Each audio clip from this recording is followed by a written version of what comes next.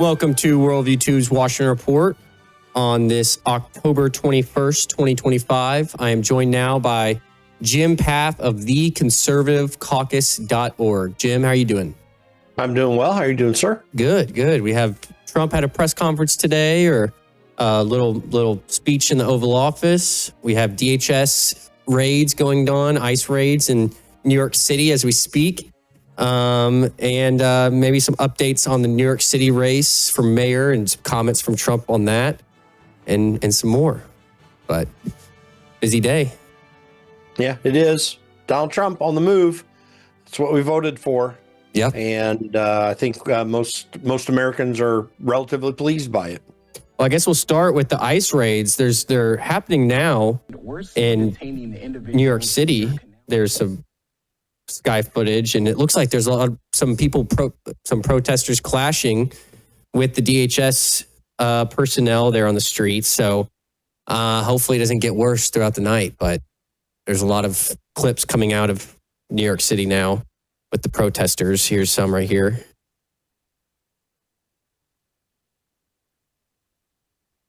You know, let's just keep in mind what's going on here. You've got two different factors at play. You've got protesters who are harming the ICE, the people from ICE who are trying to fix this problem. And you've got also a situation with the folks that are committing crimes that are here illegally, and they're causing problems. Well, yeah. Just think about what's taking place here. You've really got people supporting criminals and doing so often in a criminal manner. And yet so often you have the police doing nothing about it. This is a major issue that we've got to resolve, but you have to take it head on. And Donald Trump's following all the laws as far as I can tell. There is no area where he has violated the law. The laws are on the books to remove illegals, as we talked about the other day. There are people on the street who are asked about this. I saw a guy asking people on the street, hey, what do you think about Donald Trump and Barack Obama, sending 3 million people out of the country? And they say that Donald Trump is horrible. We got to stop it. And then when they're told it's only 400,000 so far, which now it's like 480 reported this week by Kristi Noem, they still think it's horrible. And yet Barack Obama was using exactly the same laws to remove 3 million people. So what's the problem here? We're just trying to fix the issue. And Bill Clinton removed more than 12 million people. So it's just an anti-Donald Trump thing. It has nothing to do with the rule of law or these people that are protesting and violating the law. It's nothing about the rule of law. It's just about we want illegals, and particularly criminal illegals, to stay in the United States. Period. That's what Democrats stand for. They are un-American. Yep. And as you said, it's not just protesters. It's also the illegals who are causing violence on the streets. Just today, a U.S. Marshal was shot this morning in Los Angeles after an illegal alien rammed a federal vehicle during an immigration operation. And I don't know if we've got news on if he's okay or not, but there you go. There's one example there. But yeah, I mean, that's, again, the violence is still happening. We had shootings at the Dallas ICE facility.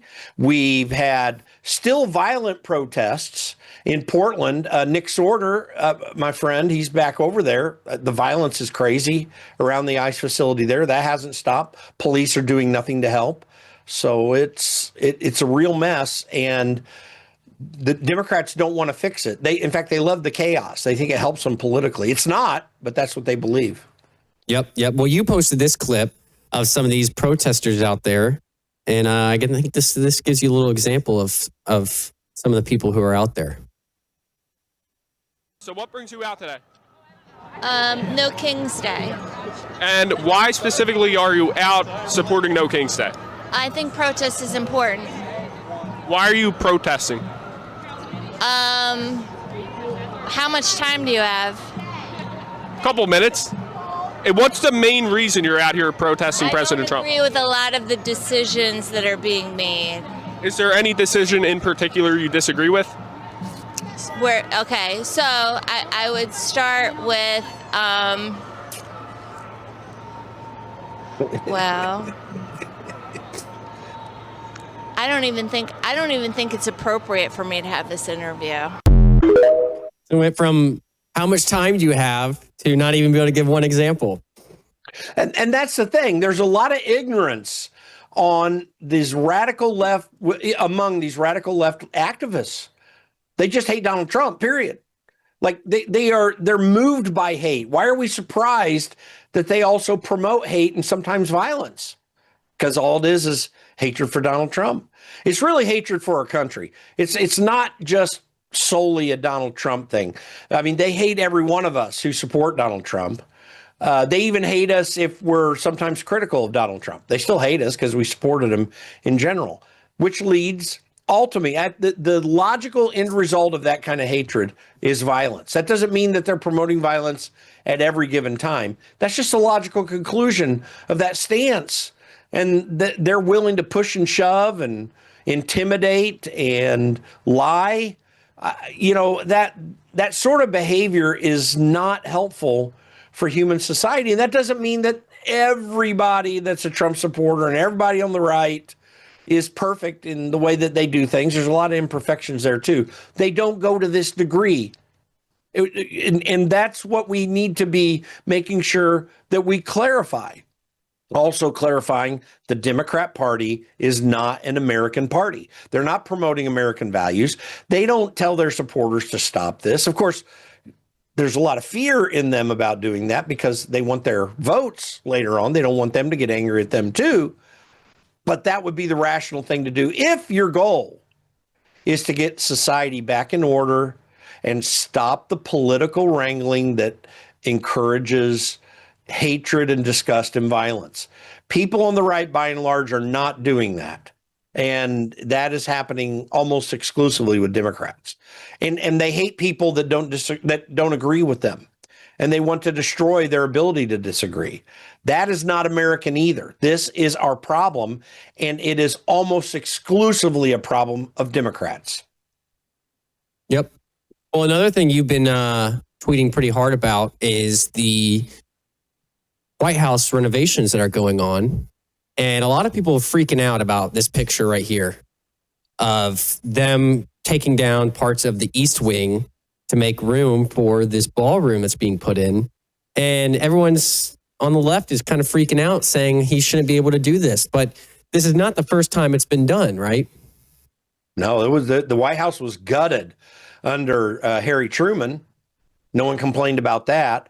There's one bit of proclamation out there, I guess, if you want to put it that way. There's some people saying that, does he have the legal authority to do this? Well, yeah, he does. And then other people are saying, and people are going to lose their health care if we don't extend the Obamacare things. And yet here we are spending $250 million on this project. Well, yeah, that's because wealthy people like Donald Trump, not just him, but a few others, are paying for this. And it's going to make the whole East Wing fabulous. It's going to be an amazing project. And Donald Trump and some other people are paying for the whole thing. And Donald Trump doesn't take a salary. I mean, this is like everyone says the wealthy need to pay their fair share. Well, that's what's happening here, folks. $250 million of it just out of the pocket, benefiting the American people. It's just, see, this is the thing. Democrats have nothing to argue for. Their talk about health care and the Obamacare, that's not resonating with people, even though they put out these numbers that try to say people are going to be decimated. They want to give health care to illegals. And they keep saying no, but we see that they're lying. The proof's out there constantly because they've been calling for this forever. There is no thing that Democrats are standing for right now or trying to communicate to the American people that will benefit them. It only benefits Democrat politicians, everything that they promote. The American people see through that. They're not dumb. Yep. And if it was taxpayer funded, then they would have a justified reason for being upset about it. Because there's not much benefit to a ballroom for most people. They don't really care if the White House has a ballroom or not. But it's not. It's not being funded by us. So, well, and more to the point, if it were being funded by us, Donald Trump wouldn't even be doing this right now. Yep. Well, Trump was asked today in the Oval Office about the Obama's presidential library going in. And here's what he had to say. Right now, they're also building the Obama Presidential Library. I'm wondering if you've He seen. needs help. Have you seen pictures of the architecture? And Yeah, I did. It's not too pretty. No, but it's closed. It's stopped. They ran out of money. It means building a library / museum. You know, you call it some museum, and usually they call it library and museum. That's the official name. And they're stuck. And he wanted only women and DEI to build it. Well, that's what they got. And the construction workers are standing out there and saying, we want to be able to build it. You know, I built a great building in Chicago, as you know, a big, beautiful building, one of the tallest buildings in the country. And we got it built very quickly, very well. And we use the construction workers of Chicago. They're great workers. They're great construction people. And I suggest that you get them involved, but they're hundreds of millions of dollars over budget, and I think it stopped. I'm reading these terrible stories, but that's the way our country was run under President Obama, too. Nobody knew it. Well, there you go. Well, and the thing is a monstrosity is also. Yeah. It's the ugliest building I think I've ever seen. And I thought it was really interesting because Obama said in a statement about it, you know, this will be a great international center for whatever, you know, and I sit back and say, presidential libraries are not international centers.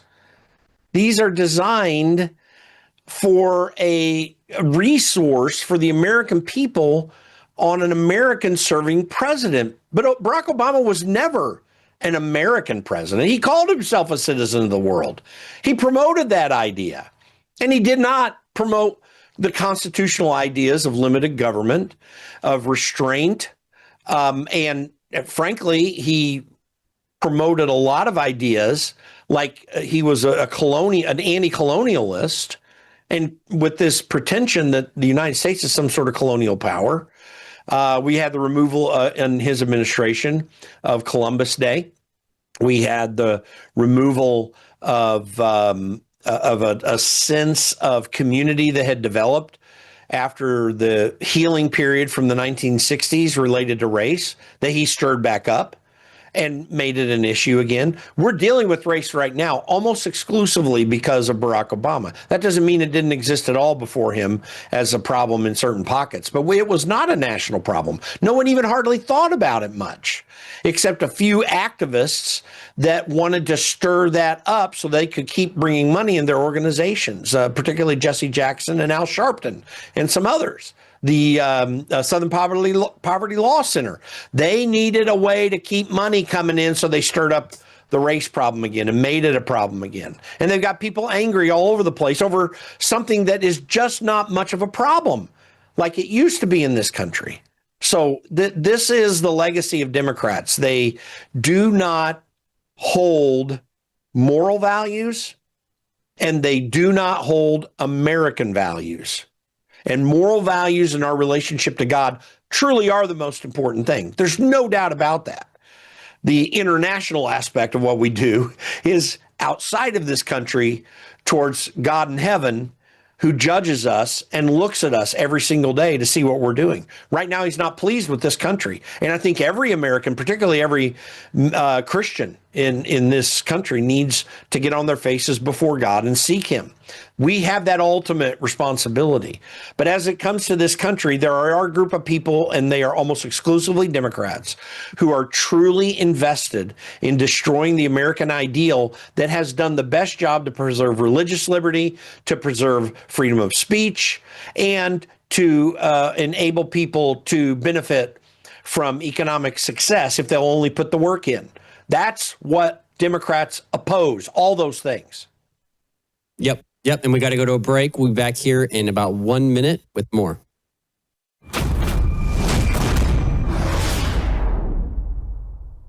Hello, I'm Brandon House. I want to thank you for all your support at wvwfoundation.com that helps make possible pushing out 24/7 content for free. Without your support, we'd have to put it all behind a paywall. But thanks to you and your support through our foundation, we're able to push it out for free as a broadcast service and broadcast ministry of WVW Foundation. Please consider going there and setting up an automatic monthly contribution, or go there and make an occasional contribution.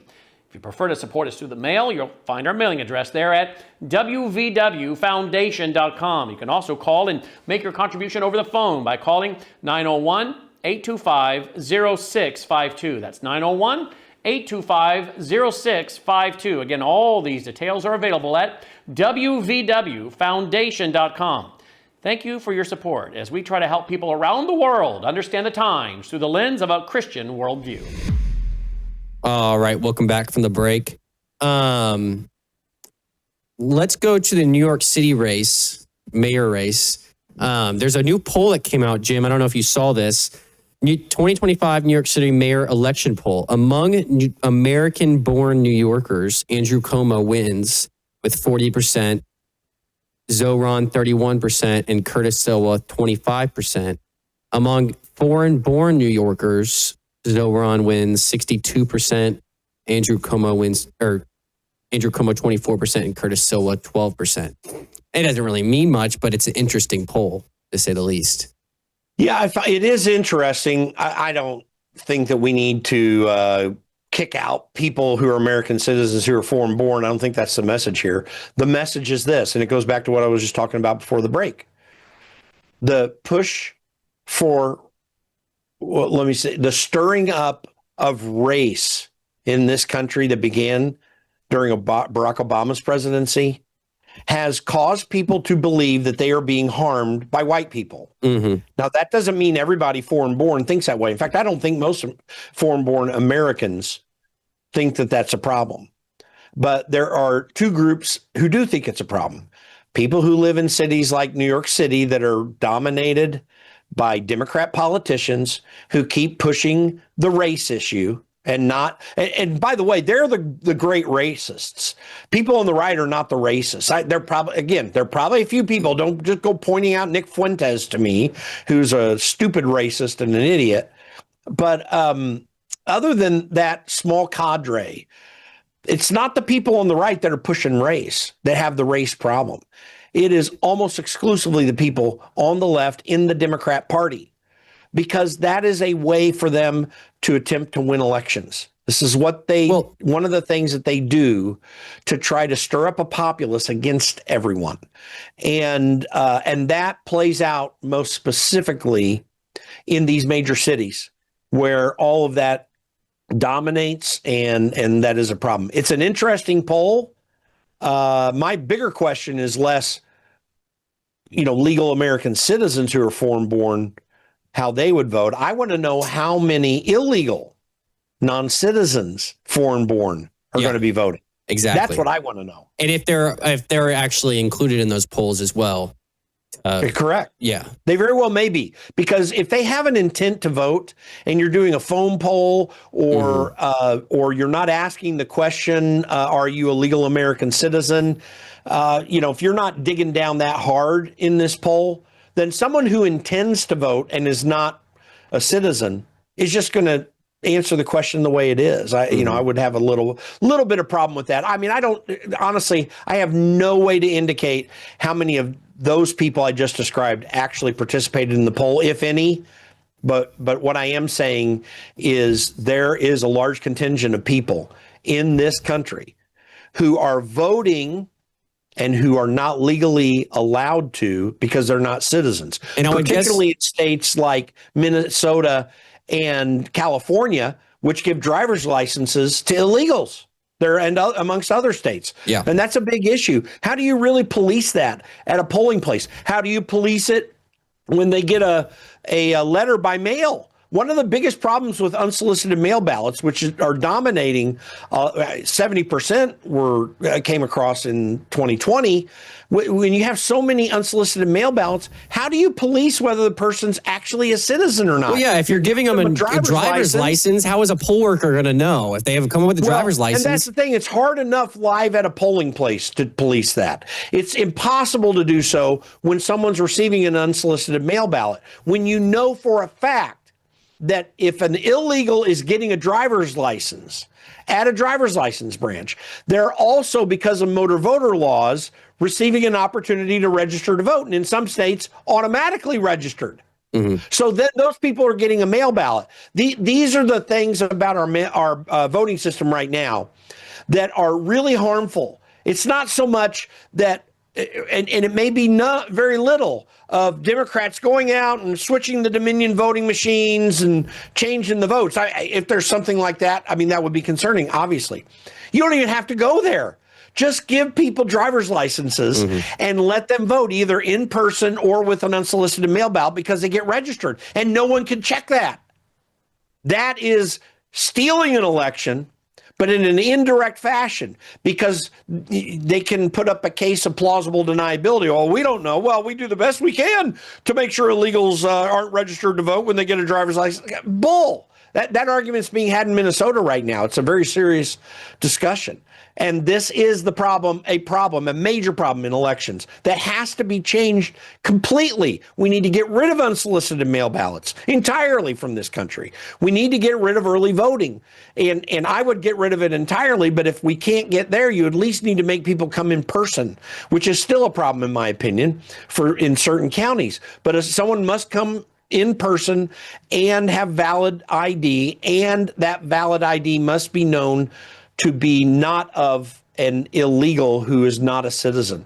We have to get to that point seriously in this country. Yep. And I want to go back to the comment you made about how these people in New York and these liberal cities and states are the real racists, the ones who use race to try to stir up the population and basically use it to their advantage to try to win their vote. Perfect example, Governor of New York, Kathy Hochul. Watch this. Young black kids growing up in the Bronx who don't even know what the word computer is. They don't know. They don't know these things.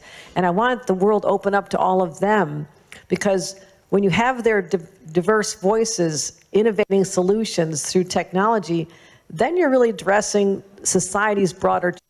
I mean, that is racist. A young black kid doesn't know what a computer is. Doesn't even know what the word computer is. And then you have, I think this is the former mayor of New York City. Is it not during COVID? I can't remember what his name is. Thomas, throw that up on the screen. Well, it was Andrew Cuomo and also, Bill de Blasio. Yeah. Bill de Blasio, thinking people are so dumb, they're going to line up to get a COVID shot for a free burger and fries. Yeah. The obscene way that Democrats think of people is always right there in front of you. The fact that they say that white males in particular, but white people in general, have to be beaten down is a racist way of thinking. They stir up in people who are willing to go there racist sentiment against white people amongst people, minorities of color, not all, but a few. And frankly, most of them don't listen to that bull crap. But you see in some of these ICE protests. In fact, actually, Nick Sorter had a video recently in Portland where there was a black guy with a MAGA hat on and some old white guy was telling him how much of a racist he was and how invalid his thinking is and how he hates and loathes himself. I mean, it turns into this racist gobbledygook that is stupid. In God's eyes, every single human being has the same standing before him. They may come from different cultures. They may have different colors of skin, but in God's eyes, you are going to stand and fall primarily based upon whether you've accepted the substitutionary death of Jesus Christ. But your moral behavior is as bad no matter what your skin color is or what country you come from, what region of the world that your family heritage is connected to. You're going to stand before God and none of that's going to be the issue. It's going to be your moral behavior. And every one of us is guilty before God. We need a savior. And so race is going to mean nothing to him. And it means nothing to him. I mean, we all recognize come from different cultures and so forth, different backgrounds. But that's entirely different. And we can celebrate that as far as it goes. But you do not, before the law, have a different standing for someone based upon color. We used to do that against black people in this country in Jim Crow laws. Now we have got a whole Democrat Party that is seeking to subjugate white people against other people based upon skin color instead of treating the law the same for everybody. There is a large contingent of reverse racism in this country. It's obscene. It's not American. And frankly, it's colonialist. I mean, you know, it's really funny because when people argue this way, they sound just like the colonialists they say they so despise in the 19th century from Europe into Africa and other places. It's an absolutely, it just turns the argument back over, and they have no seeming awareness that they're feeding that sinful behavior. Yep. But there's no such thing as reverse racism, Jim. Yeah, right. You literally do have some black Democrats who say that very thing. Yeah, they do. They do. They say that you can't be racist against white people because they're never they oppressed. say they can't be racist because they're black. Yeah, it's crazy. Crazy. And we're really only one race, the human race. That's exactly right. They use it to their advantage, and it works. That's why they keep using it, and it's showing in some of these races, like the New York City race and the Virginia governor race, which I don't know, maybe not the Virginia governor race because this lady's winning and she's white running against a Republican black woman. So how does that work? How is she using it there? I don't know, but. Well, by the way, it's not working. It didn't work in November of 2024. We have a Republican Congress and Donald Trump is president. It looks like by the numbers that it's not going to be working in 2026.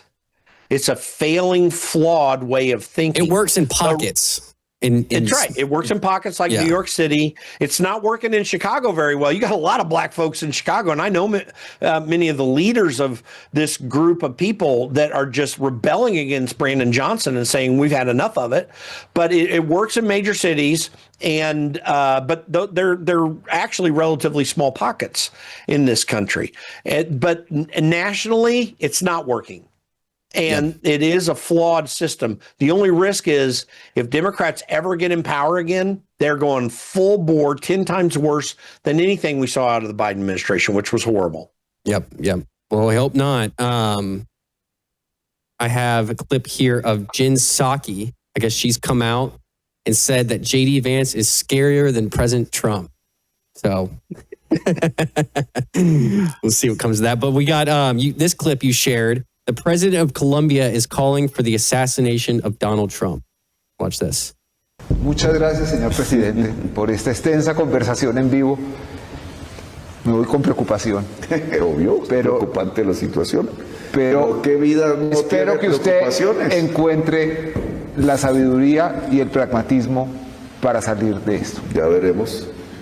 Lo tengo. El problema es que dudo que eso esté en la mente de Trump. Pero confío en que la reserva democrática de las instituciones norteamericanas, que no aún existe en Colombia, sean capaces de poner la ciencia y la verdad por encima de la calumnia y la soberbia y la codicia. Su misión no es cambiar a Trump. No.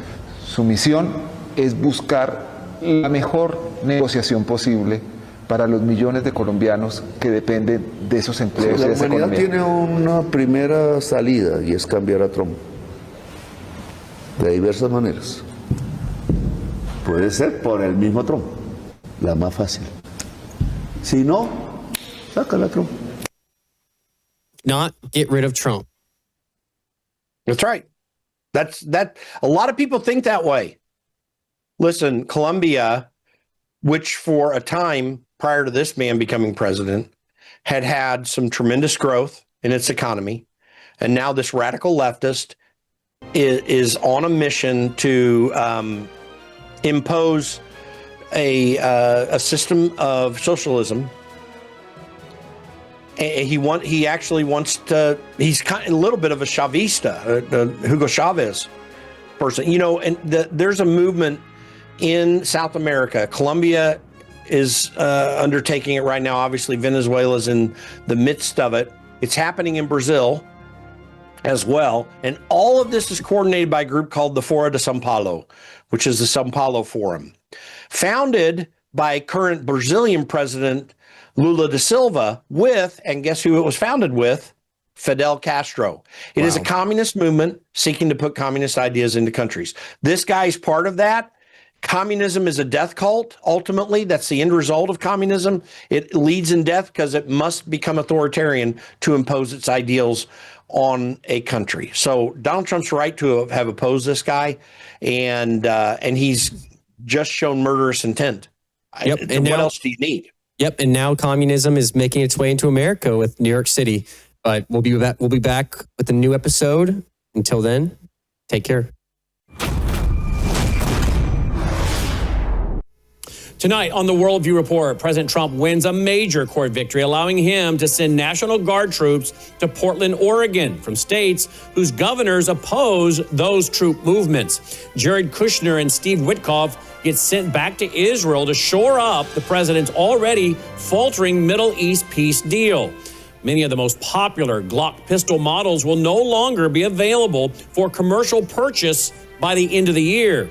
And the EU's top diplomat blasts President Trump's plan to meet with Putin to try and end the war in Ukraine. All these stories and more as the Worldview Report begins right now.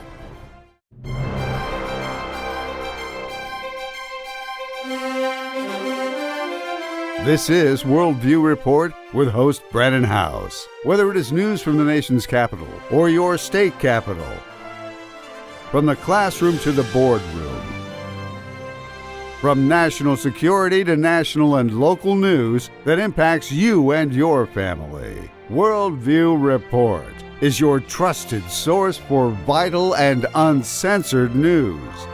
And now, here is Brandon House. Good evening and welcome to the Worldview Report. I'm Brandon House. Leading off tonight, a U.S. appeals court has ruled that the Trump administration can deploy Oregon National Guard troops to Portland, Oregon.